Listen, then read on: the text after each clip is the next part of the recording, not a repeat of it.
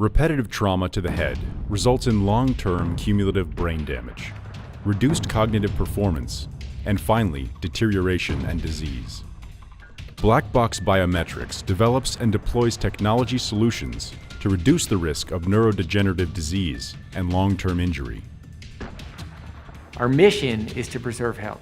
We provide the sensor systems and data analytics that enable blast surveillance worldwide. DARPA asked us to develop a sensor that measured the rapid change in pressure associated with explosive blast. So we have an omnidirectional event blowing up, but as it hits barriers, it moves in different directions. So each person is going to have an individual exposure level, and we have no way of telling what that is without a blast gauge. One of the most interesting correlations that has recently emerged is that post-traumatic stress disorder actually may be a physical injury rather than a psychological casualty of warfare. When we started collecting the data from the guys we sent overseas and looking at what they were getting exposures from, very rarely was it combat operations. The majority of recordings that we were getting turned out to actually be people out training. And those weapons would turn out to be giving lower level exposures than you'd see when a bomb went off,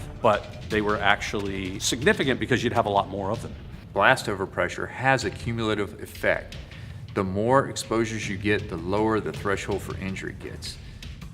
Just like radiation is monitored for people that are in environments where they might be exposed, we need to do the same for blast exposure. When people actually saw the numbers on what was happening to them, where they were getting exposed and where they weren't, it helped them guide training.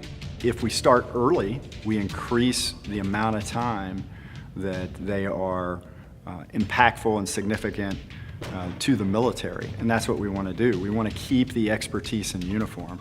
We need to put together baselining where people are when they start with sensor measurements on everything they're exposed to from that initial time, and then follow up on them regularly. We've taken our proven battlefield technology and translated it to the playing field to address the growing concern with concussions. In both cases, with the military and with athletes, they are aware of large events, so IEDs and concussions. They're unaware of the long-term implications of repetitive lower-level hits, and that's where monitoring becomes so important. We are uniquely positioned to act on the knowledge that we've gained and the technologies we've developed. We owe it to our service members. It is the only way to protect them in the long term, to ensure that they go home to their families intact, and to ensure that they receive the health care benefits that they deserve for their service to our country.